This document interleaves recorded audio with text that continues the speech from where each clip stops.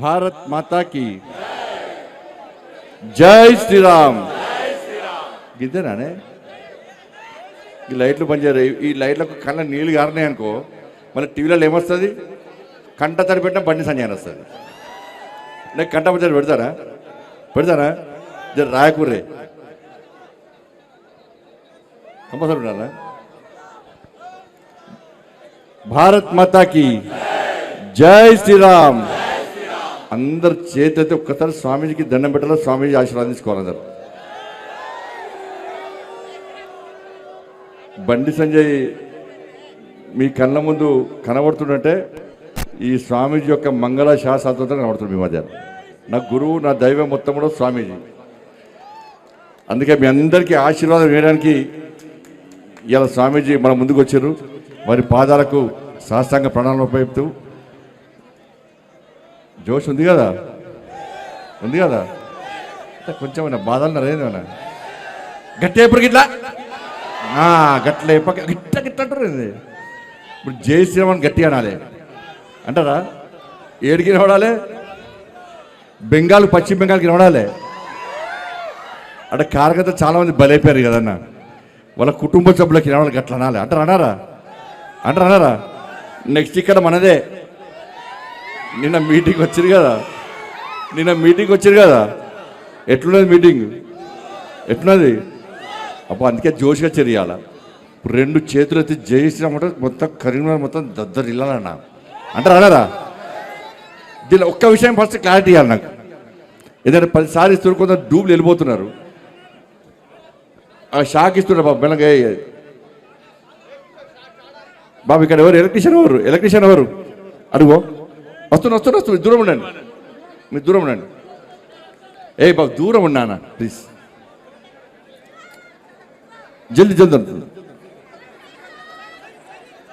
ఇక్కడ పోలీసు వాళ్ళు ఉనుకోకండి దూరం ఉండి. బాబు నువ్వు ఫోటోగ్రాఫర్ జరుగునా?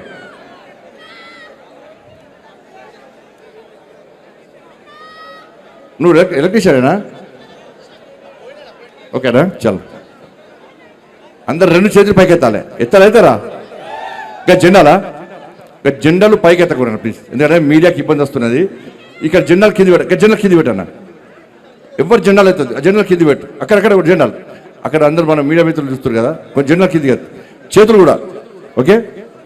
2 చేతులు పైకెత్తాలి, గట్టి ఇవ్వాలి. రామ లక్ష్మణ జానకి,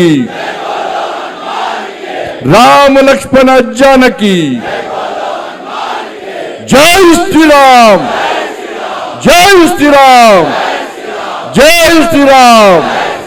రామ లక్ష్మణ జానకి, జై శ్రీరామ్. బా సూపర్ అన్న, సూపర్. ఒక్క క్లారిటీ ఇవ్వాలన్నా అన్న. నేను ఫస్ట్ నుంచి స్టార్టింగ్ నుంచి నేను మళ్ళీ తిరిగి షార్ట్ కట్ చేసినాం. మీ అందరికి బాగా ఇబ్బంది అవుతుంది, షార్ట్ కట్ చేసినాం, రూట్ తగ్గించినాం. కానీ నవ్వుతున్నా, అబ్బా కరెక్ట్ అని అంటున్నాడు. షార్ట్ కట్ చేసి మళ్ళీ ఈడి దాకా వస్తాం. నేను ఈడి దాకా వచ్చేదాకా పక్కా ఉంటున్నా. నేను ప్యూర్ హిందూ అన్న, డూబ్గాని కాదన్నా అనాలి. అన్నొచ్చేద్దరు మీరు ఒక్కవేళ లేరనుకో డూబే. నేను చూసినా చూడకున్నారు, పొద్దున్న లేసాక నేను డూబునా ఒరిజినల్ అనుకుంటారు మీరు. అందరు ఉంటారు కదా పక్కా, ఇంట్లో ఇబ్బందులు లేవు కదా పక్కా. నా యాత్ర పట్టేది ఇస్తలేనన్నా, 16 సంవత్సరాల నుంచి ఇస్తాను యాత్ర. ఇది రాజకీయం కోసమో, ఓట్ల కోసమో, సీట్ల కోసమో, వ్యక్తుల కోసమో ఈ యాత్ర తీస్తలేమన్నా. ఇవాళ దేశంలో ఉన్న పరిస్థితి తెలుసు, కరీంనగర్లో ఉన్న పరిస్థితి తెలుసు, తెలంగాణ రాష్ట్రంలో ఉన్న పరిస్థితి తెలుసు. హిందూ సమాజం ఏ విధంగా ఇబ్బంది పడుతుందో తెలుసు. కులాల పేరుతోని, వర్గాల పేరుతోని, వర్ణాల పేరుతోని హిందూ సమాజాన్ని చీల్స్తూ ఇవాళ ఈ దేశంలో హిందువులే మైనార్టీలుగా మారడానికి ప్రమాదకర పరిస్థితులు ఉన్న తరుణంలో ఈ సమాజాన్ని జాగృతం చేయాలి, హిందూ సమాజాన్ని సంఘటితం చేయాలి, హిందూ సమాజం యొక్క సంఘటిత శక్తిని ఇవాళ దేశానికి చాటాలి. అదే కరీంనగర్ వేదికగా ఉండాలని చెప్పి 16 సంవత్సరాల నుంచి ఈ కరీంనగర్ గడ్డ మీద, ఈ కాశాపు గడ్డ మీద ఈ హిందూ ఏకయాత్ర తీస్తున్నామన్నా. టవర్ సర్కిల్ మీద కాశాపు జెండా రెప్పరెప్పలు ఆడించాలని సంకల్పం తీసుకున్నామన్నా. కరీంనగర్ హిందువులు మామూలు కాదన్నా, కరీంనగర్ హిందువులు సంఘటితమై ఇవాళ మేయర్ను డిప్యూటీ మేయర్ను మా అక్కలు మా అన్నలు అందరూ కూర్చున్నారు. కార్పొరేటర్లను 39 మంది కార్పొరేటర్లు గెలిపించి ఇవాళ టవర్ సర్కిల్ మీద కాషాయపు జెండా ఎగిరించినట్టు నా కరీంనగర్ హిందూ బంధువులందరికీ హ్యాట్స్ ఆఫ్ అన్న. నిజంగా హ్యాట్స్ ఆఫ్ అన్న. ఒక్కసారి కరీంనగర్ ప్రజలందరికీ 2 చేతులకి చప్పలు కొట్టురన్న. గొప్పలున్న కరీంనగర్ వాళ్ళు. ఇలా ఈ విజయము ఈ హిందూ సమాజానికి అంకితం అనేది. ఇలా కరీంనగర్ దేశంలో రాష్ట్రంలో పరిస్థితి దేవాలయాల మీద దాడులు, గోహత్యలు, లవ్ జిహాదీ పేరుతోని హిందువుల అమ్మాయిలను చేర్చించడం, దాంతో పాటు దేవాలయాల మీద దాడులు, ఇలా విగ్రహాలను విధ్వంసం చేసే పరిస్థితి ఈ తెలంగాణ రాష్ట్రంలో ఉంటే ఇవాళ స్పందించాల్సిన స్థాయిలో హిందూ సమాజం స్పందించకపోవడానికి కారణం హిందూ సమాజం లోపల ఇంకా చైతన్యం నింపాలి. ఒక హిందూగా ఈ హిందూ ధర్మం కోసం పనిచేసేటువంటి ఒక వ్యక్తిగా నా బాధ్యతను నెరవేర్చాలని చెప్పి ఒక సంకల్పం తీసుకొనే ప్రతి సంవత్సరం హిందూ ఏకయాత్ర ఇస్తున్నామన్నా. దానికోసమే తప్ప ఇలా రాజకీయ ఎన్నికల్లో ఓట్ల కోసం కాదన్న విషయాన్ని గుర్తుంచుకొని ఇవాళ కరీంనగర్లో కాదు దేశవ్యాప్తంగా ఇలా హనుమాన్ జయంతి సందర్భంగా యాత్రలు ఇస్తున్నాం.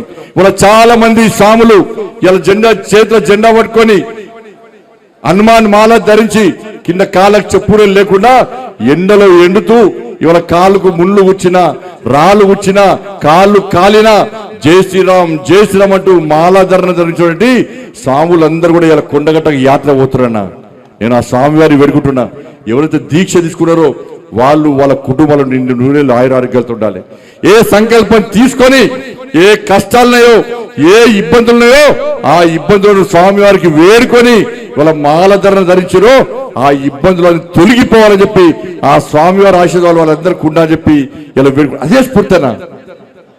వాళ్ళ జై శ్రీరామ్ అనే నినాదం ఏదో పైసలు రాలుతాయా కడుపు నింపుతుందా అని చెప్పి దానికోసం కాదన్న జై శ్రీరామ్. ఇలా గొంతు లోపటి నుంచి పుట్టుకొచ్చినటువంటి స్వరం జై శ్రీరామ్ నినాదం. ఇది కేవలం హిందువులకు మాత్రమే దక్కిన వరం జై శ్రీరామ్ నినాదం అన్న విషయాన్ని ఒక్కసారి గుర్తుంచుకోండి. ఆ జై శ్రీరామే ప్రతి హిందూ యువకుల లోపల ఆవేశం రగిలిస్తుంది, ఆలోచన కల్పిస్తుంది, ఉత్సాహాన్ని నింపుతుంది. ఈ దేశం కోసం, సనాతన ధర్మం కోసం, హిందూ సమాజం కోసం, హిందూ సమాజానికి ఆపదొస్తే, హిందూ ధర్మానికి కష్టాలు వస్తే, హిందూ సమాజాన్ని చీల్చే ప్రయత్నం చేస్తే ఈ జై శ్రీరామ్ నినాదమే ఒక కాషాయపు జెండాగా మారి ఇలా ప్రతి హిందూ చేతిలో ఒక జెండాగా ఆ విధంగా మారి ఈ సమాజం కోసం ప్రాణాలకైనా తెగించి కొట్లాడే సత్తా చూపడానికి కల్పించే ధైర్యమే నా జై శ్రీరామ్ నినాదం అనే విషయాన్ని వీళ్ళందరూ గుర్తుంచుకోవాల్సిన అవసరం ఉంది. దానికోసమే హిందూ ఏకయాత్ర. ఈ హిందూ ఏకయాత్రనే ఒక సామాన్య కార్యకర్తను ఇలా నాయకుని తయారు చేసిందన్న. ఈ కరీంనగర్ గడ్డ మీద పుట్టినన్నా, ఈ కరీంనగర్ రక్తం నా లోపల ప్రవహిస్తుందన్న. ఈ కరీంనగర్ గడ్డ ఒక పౌరుషం ఈ బండి సంజయ్ లోపల చిన్న కార్యకర్తలన్నా, సామాన్య కార్యకర్తలు. ఇలా టవర్ సర్కిల్లో కొట్లాడినా, గాంధీ చౌరస్తాలో కొట్లాడినా, నాక చౌరస్తాలో కొట్లాడినా, బస్టాండ్ చౌరస్తాలో కొట్లాడినా, కోర్టు చౌరస్తాలో కొట్లాడినా, టవర్ సర్కిల్లో కొట్లాడినా, కలెక్టరేట్ లోపల కొట్లాడినా, అంతటా కొట్లాడన్నా. ఇలా చౌరస్తాలకు బ్యానర్లు కట్టన్నా, పోళ్లకు జెండాలు కట్టలన్నా, బ్రష్ పట్టి వాల్ రైటింగ్ రాసినాక ఇలా జై శ్రీరామ్ జై భారత్ మాతకి జై అంటూ ఈ కరీంనగర్ మొత్తం చుట్టూ తిరిగినాక నా జీవితం మొత్తం కష్టాలే, నా జీవితం మొత్తం బాధలే అన్న. కానీ బాధపడ్డా అని చెప్పి ఎప్పుడు భయపడే వ్యక్తి బండి సంజయ్ కాదన్న. ఈ బాధను తట్టుకొని ముందుకు పోయే వ్యక్తే బండి సంజయ్ అన్న. ఎక్కడ భయపడలే అన్న, ఎక్కడ బాధపడలే అన్న. ఎందుకంటే నా వెనక మీరు అందరు ఉన్నారన్న. ఇలా మీ అందరినీ నా కుటుంబాలకే భావించిన, ఎక్కడికి కష్టం వచ్చినా నింపేనా. ఈ తెలంగాణ రాష్ట్రంలో 150 రోజులు 1600 కిలోమీటర్లు హార్ట్లో స్టెంట్ ఉందన్న. కానీ హార్ట్ ఫుల్గా యాత్ర చేస్తాను. నేను హార్ట్లో స్టెంట్ ఉన్నా హార్ట్ ఫుల్గా యాత్ర చేస్తాను. 150 రోజుల పాటు 1600 కిలోమీటర్లు వర్షంలో తిరిగినా, ఎండలో తిరిగినా, చలిలో తిరిగినా, ఇలా తిరిగి ఈ తెలంగాణ రాష్ట్రంలో హిందువులందరినీ హిందూ ఓట్ బ్యాంక్ గా మార్చి హిందూ సమాజంలో చైతన్యం తీసుకొచ్చే ప్రయత్నం చేస్తున్నాను. కళ్ళాల పోతే కాళ్ళు కొట్టిరన్నా, కార్లలో పోతే కార్లు వలగొట్టిర్రు, తల్లికాయలు వలగొట్టిర్రు, జైల్లోకి వేసిర్రు. ఇలా కార్యకర్తలు నానా గోస పెట్టుకున్నా కూడా ఎక్కడ కాషాయపు జెండా కమలపు జెండా పట్టుకొని ఇవ్వకుండా ఈ ధర్మం కోసం, సనాతన ధర్మం కోసం ఈ తెలంగాణ రాష్ట్రంలో హిందూ రాజ్యం రావాలి, రామరాజ్యం రావాలని చెప్పి ఒక సంకల్పం తీసుకొని ఇలా ఎక్కడ ఏ హిందూకు ఆపద వచ్చినా ఇలా పోయి వాలినమన్నా. నల్గొండ వేనం, మహబూబ్ నగర్ వేనం, ఆదిలాబాద్ వేనం, వరంగల్ వేనం, ఏడ వేనమన్న పోయి తిరిగి వచ్చినామన్నా. కార్యకర్తలకు ఏ ఆపద వచ్చినా కూడా ఇదే జై శ్రీరామ్ నినాదంతో నాతో పాటు అనేక మంది నాయకులు, కార్యకర్తలు అందరం కలిసి ఈ హిందూ సమాజం కోసం పనిచేస్తామన్నా. మీరే కుటుంబం అనుకున్నా, నేనైతే మీరైనా కనుక్కున్నా, మీ ఇంట్లో మీ పెద్ద కొడుకు లెక్క ఉన్నానా, మీకోసం పనిచేసినా. మీరందరూ బాగుండాలని కోరుకున్నా, మీరందరూ బాగుండాలని కోరుకున్నా. ఇలా మీకోసం ఆలోచించి, మీరే మీ మనిషి ఆలోచించి, మీ కుటుంబ వ్యక్తికి ఆలోచించి నా కొడుకుకు టైం ఇవ్వలేదన్నా, నా కొడుకుతో మాట్లాడలేదన్నా. ఇవాళ అదే నా కొడుకును ఒక క్రిమినల్ లెక్క సమాజంలో చూపెట్టే ప్రయత్నం చేస్తే ఒక తండ్రిగా ఎట్లా భరిస్తారో ఒక్కసారి ఆలోచించరన్నా. నా కొడుకు నేనేం తప్పు చేయలేనా, మేము ఫ్రెండ్స్ ఉన్నానా, మేము తప్పు చేయలే, కలిసి ఉన్నాం, ఇలా విడిపోయినాం, నేను ఏ తప్పు చేయలే, నిజాయితీగా బయటికి వస్తా అని చెప్పి ఇలా నా కొడుకు ఎప్పటికీ నేను సమర్థిస్తలేనన్నా. తప్పు ఎవరు చేస్తా కూడా నా కొడుకైనా సరే ఎవడైనా సరే చట్టం ముందు సమానులే. నా కొడుకు తప్పు చేస్తే తప్పకుండా నా కొడుకు శిక్ష 100% పడాల్సిందే. ఇలా నా కొడుకు ఒక రకమైన చట్టం, ఇంకో వ్యక్తికి ఇంకో రకమైన చట్టం ఉండాలని కోరుకునే వ్యక్తి బండి సంజయ్ గారు. సమాజంలో చట్టం ఎవరికి చుట్టం కాదు, సమాజంలో చట్టం అందరికీ సమానమన్న విషయాన్ని ఇవాళ నేను స్పష్టం చేస్తున్నానా. ఇవాళ నేను ఎట్లా వెళ్ళినో, నేను ఏ దారిలో వెళ్ళినో అదే దారిలో నా భార్య వస్తుందని ఇప్పుడు మీకు అందరూ తెలుసు అన్న. నేను మళ్ళీ ఈ నీళ్ళతో మళ్ళీ కంటెంట్ అంటారు, అదో బాధ. మళ్ళీ ఏమి నాకు కంటెంట్ కాదన్నది. ఇవాళ నేను ఎట్లా పోతున్నాను మీకు మామూలుగా తెలుసు. నేను ఏ దారిలో పోతున్నానో నా భార్య కూడా నా దారిలో వస్తుందన్న. మీకు మా భార్య ఉద్యోగం చేస్తుంది బ్యాంకులో ఉద్యోగం చేస్తే నేను అడిగిన ఎందుకు లీవ్ పెట్టినామమ్మా అని అడిగిన. నేను బ్యాంకు పోతే నా బ్యాంకు కస్టమర్ కడుకోమని కార్యకర్తలు బ్యాంక్ వస్తారు అన్నది. ఏదో సమస్య కోసం వస్తారు. అన్న అక్క వదిన ఇవాళ సంజయ్కి చెప్పన్నా, ఏదో పని మీద చేస్తే బ్యాంకులు బాగా డిస్టర్బ్ అవుతుందని చెప్పి లాస్ట్కు లీవ్ పెట్టి ఇంట్లో కూర్చుంది అన్న. ఇలా కార్యకర్తలు అందరూ నాకంటే ఎక్కువ భార్య దగ్గరకు పోతారు. వదిన పెళ్ళుంది, తృణమో ప్రణమో సాయం చేస్తుంది ఉంటే, వదిన బర్త్డే ఉంది, తృణమో ప్రణమో సాయం చేస్తుంది, వదిన హాస్పిటల్ ఉన్నాం, తృణమో ప్రణమో సాయం చేస్తారన్న. ఉంటే సాయం చేస్తుంది, లేకుంటే ఏదో రకంగా ఇప్పించిపోతుంది అన్న. కానీ ఇలా కన్న పేగు డిప్రెషన్లో ఉందన్న, ఏడ్చుందన్న, డిప్రెషన్ పోతుంది. కనీసం సంజాయించే అవకాశం లేకుండా ఇలా ఇబ్బంది పడుతుంటే, ఇలా మా కుటుంబం మీద పరోక్షంగా ప్రత్యక్షంగా ఇట్లా దాడి చేస్తుంటే ఇలా ఏ విధంగా ఒక తల్లి భరిస్తుందో ఒక్కసారి ఆలోచించుడన్న. తల్లడిల్లిపోతుందన్న, డిప్రెషన్లో పోతుందన్న. ఇలా లాస్ట్కు అవన్నీ చూస్తుంటే అరే ఒక్క సంఘటన, నా కొడుకు సంఘటన మమ్మల్ని ఇబ్బంది పెడుతుంటే 29 మంది ఇలా ఇంటర్మీడియట్ విద్యార్థులు, మైనర్ విద్యార్థులు ఇలా ఆత్మహత్య చేసుకుంటే మరి ఆ తల్లుల బాధలు ఎట్లుంటే ఇప్పుడు గుర్తొస్తున్నాయన్న. ఆ కష్టంలో కూడా వాళ్ళకు అండగా ఉన్న వ్యక్తి ఈ బండి సంజయ్ అన్న. ఒక అమ్మాయి ఇంటర్మీడియట్ అమ్మాయి, అన్ని సబ్జెక్టులు హైయెస్ట్ మార్క్స్, కానీ సోషల్లో 0 మార్క్స్ అన్న. 95 సోషల్లో 0 మార్క్స్. ఇది తప్ప కాదా? ఆ అమ్మాయి కలెక్టర్ కావాలి, నేను ఐపీఎస్ కావాలని చెప్పి వాళ్ళ ఉన్న తల్లిదండ్రులు, పేద కుటుంబం, పొలమమ్మి పుస్తలమ్మి అన్నమ్మి ఆ పిల్లను డాక్టర్ చేయాలి, ఐపీఎస్ చేయాలి, ఐఏఎస్ చేయాలంటే గత ప్రభుత్వం మూర్ఖత్వం వల్ల ఆ పిల్ల 0 మార్క్స్ వస్తే ఆత్మహత్య ప్రయత్నం చేసుకుంటే కొన ఊపిరితో ప్రభుత్వం ఆత్మహత్య తీసుకొస్తే వాళ్ళ అమ్మ మెడలో పసుపు తాడు చూసినటువంటి ఆ తల్లి, అరే నా అమ్మ నన్ను చదివేయడం కోసం, నన్ను డాక్టర్ చేయడం కోసం, నన్ను ఇంజనీర్ చేయడం కోసం, నన్ను ఐపీఎస్ చేయడం కోసం, ఐఏఎస్ చేయడం కోసం పుస్తల తాడు కుదబెట్టి పసుపు తాడు వేసుకొని నా కోసం కష్టపడ్డది. నేను చచ్చిపోతే నా తల్లికి నా తండ్రికి అన్యాయం చేసినని చెప్పి కొన ఊపిరితో నా తల్లి డాక్టర్ గారు నన్ను బతికించండి, డాక్టర్ గారు నన్ను బతికించారని ఆ డాక్టర్ను వేడుకున్న సందర్భం చూస్తే మానవత్వం ఉన్న ప్రతి మనిషి చెల్లించక తప్పదన్న. కానీ ఆ తల్లి చనిపోయిందన్న. ఇట్లా 29 మంది చనిపోయారు.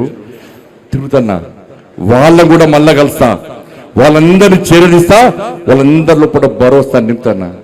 ఇలా భయపడే వ్యక్తి కాదన్నా. ఇంత పెద్ద సమాజం. అరే శ్రీరామచంద్రుడికే అరణ్యవాసం తప్పలే. సీతమ్మ మీద అపవాదాలు వేస్తే సీతమ్మని అడుగు పంపి ఇవాళ రాముల వారు అరణ్యవాసం చేసి ఇలా తప్పుడు కాదని నిరూపించుకొని ఆదర్శ రాముడు, అందాల రాముడు, అందరి రాముడు, మనందరి రాముడు లెక్క మనకు ఆదర్శ రాముడు అనే వ్యక్తి మన శ్రీరామచంద్రుడు అన్న. నా భుజం మీద కాశ్యాపు జెండా ఉంది, నా శిరస్సు మీద అమ్మవారి ఆశీస్సులు ఉన్నాయన్న. ఇక్కడ భయపడే ప్రసక్తి లేనా? రే ఆంజనేయ